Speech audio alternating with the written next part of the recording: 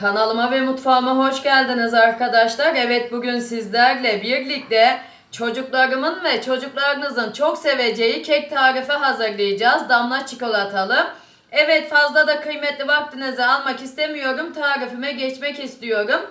Malzemelerimin de sırası geldikçe sizlerle tek tek paylaşacağım.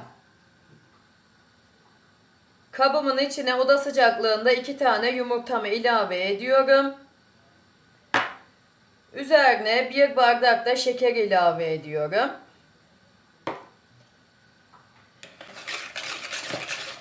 Evet, şimdi tel çırpacağımla köpürene kadar çırpacağım. Sizler bu aşamayı mikserle de yapabilirsiniz.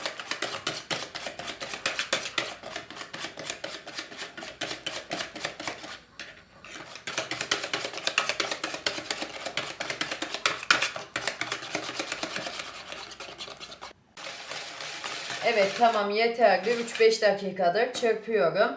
Hemen üzerine oda sıcaklığında sütümü de ilave ediyorum. Evet, hemen bunu da belirteyim arkadaşlar. Sütümüzün ve yumurtamızın oda sıcaklığında olması lazım. Eğer oda sıcaklığında olmazsa direkt dolaptan alıp kullanırsak kekimiz güzel kabarmaz, bilginize. 1 su bardağı da sıvı yağ ilave ediyorum. Evet, şimdi unumu ilave etmeden önce bir karıştıracağım.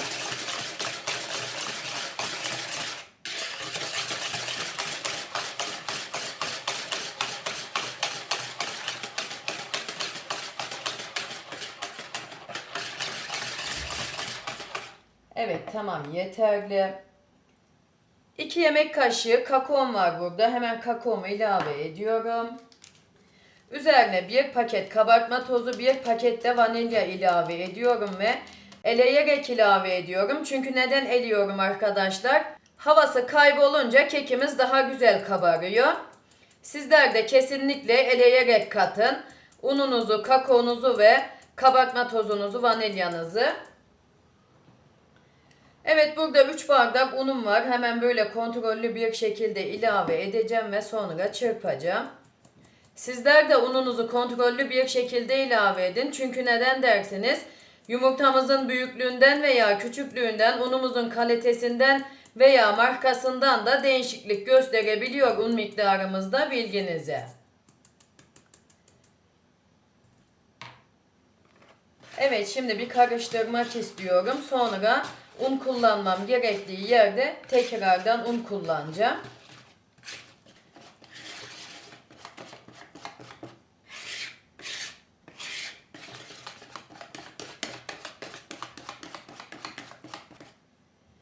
Evet, şimdi biraz daha un ilave edeceğim.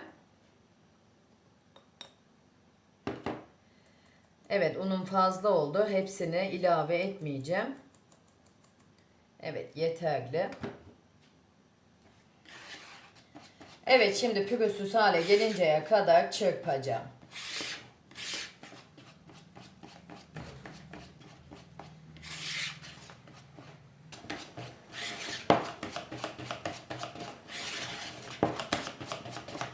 Evet, tamam, pürüzsüz hale gelinceye kadar çırptım. Hemen böyle hamurumun da kıvamını göstereyim. Evet, kek hamurumuzun kıvamı bu şekilde olacak. Yani bakar mısınız, o kadar güzel bir kek hamuru oldu ki şahane. Evet, hemen böyle tel çırpacağımı alıyorum ve kek kalıbımın içine ilave edeceğim.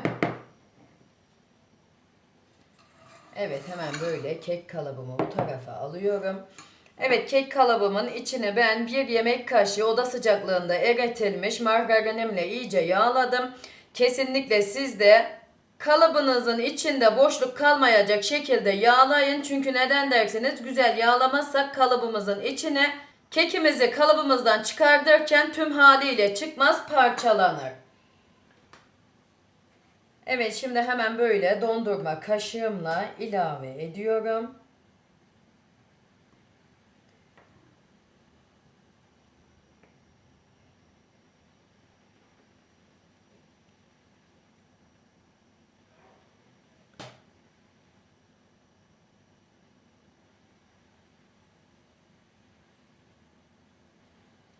Evet, kek kalıbımızı ağzına kadar doldurmayın. Birazcık kabarma payı kalsın üstünde.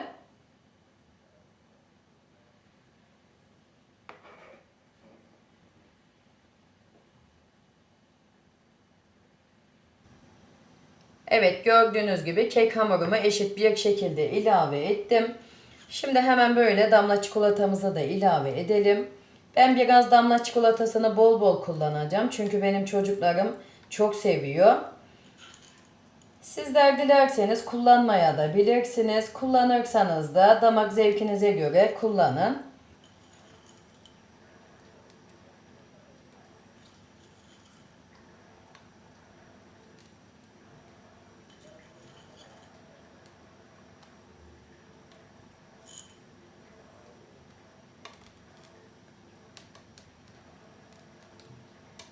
Evet, şimdi fırınımı alt üst fan ayarlı 190 dereceye ayarlayacağım. Önceden 10 dakika ısındıktan sonra katıp kekimi pişireceğim.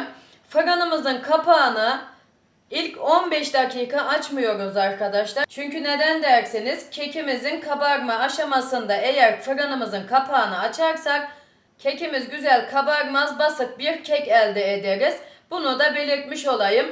Evet, her tarifimde olduğu gibi bu tarifimde de belirtmek istiyorum. Sizler kendi fırınınızın ayarına göre ayarlayıp pişirirseniz daha güzel sonuçlar alırsınız.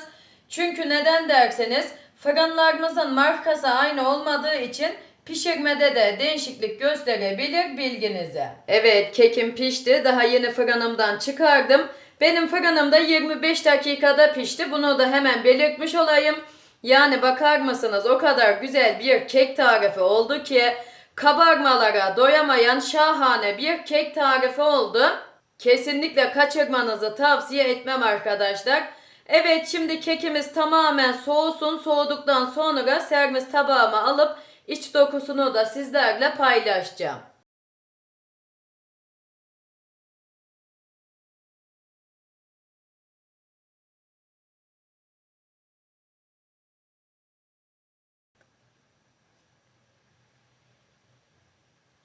Yani bakar mısınız kekimiz asla parçalanmıyor. Tümü ile çıkıyor kalıbımızdan. Yani vermiş olduğum püf noktalarına dikkat ederseniz sizin de kekiniz bu şekilde tüm çıkar ve parçalanmaz.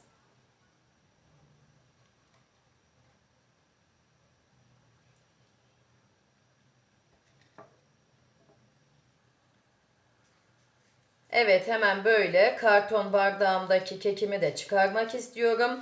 Hamurum birazcık kalmıştı ve ben böyle karton bardağımın içine ilave ettim. Evet, hemen bunu da belirteyim arkadaşlar. Eğer evinizde böyle bir kalıbınız yoksa karton bardağınızın içine de ilave edebilirsiniz. Kekinizi karton bardağınızda da pişirebilirsiniz. Bunu da belirtmiş olayım. Yani bu şekilde kalıbınızın olmasına da gerek yok. Bakar mısınız? Sanki kalıpta pişmiş gibi, gerçekten de çok güzel olmuş. Evet, hemen böyle kalıbımı kaldırmak istiyorum. Hemen böyle servis tabağımın içine almak istiyorum. İç dokusunu paylaşayım sizlerle.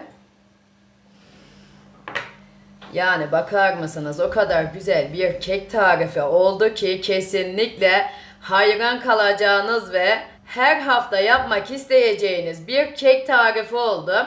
Hemen böyle yakından göstermek istiyorum ki iç dokusunu iyice görebilin diye. Bakar mısınız sünger gibi pamuk kadar yumuşak bir kek tarifi oldu. Kesinlikle bu keki yapıp çocuklarınızı ödüllendirmelisiniz diyorum ve bugünkü tarifimi de burada sonlandırıyorum. Sizler böyle son dakikalarını izlerken tarifimin ben de sizlere yavaş yavaş veda edeyim. Evet, tarifimle alakalı aklınıza takılan sorularınız olursa yorumlar kısmına yazabilirsiniz. Elimden geldiği kadar hızlı cevap vermeye çalışıyorum. Bunu da hemen belirtmiş olayım. Evet, sizlerden de küçücük bir isteğim var. Hala kanalıma abone değilseniz bir tıkla abone olup bildirim tuşlarınızı açarsanız bundan sonraki gelecekteki bütün tariflerimden de haberdar olursunuz. Yine tariflerimi beğeniyorsanız Sevdiklerinizle sosyal medyalarınızda paylaşırsanız daha büyük kitlelere ulaşmama neden olursunuz. Beni de çok mutlu edersiniz. Yine yorumlar kısmına bir çiçek, böcek, bir yorum bırakırsanız beni yine çok mutlu edersiniz. Evet, kendinize iyi bakın. Allah'a emanet olun. Hoşça kalın. Güzel pazarlar diliyorum.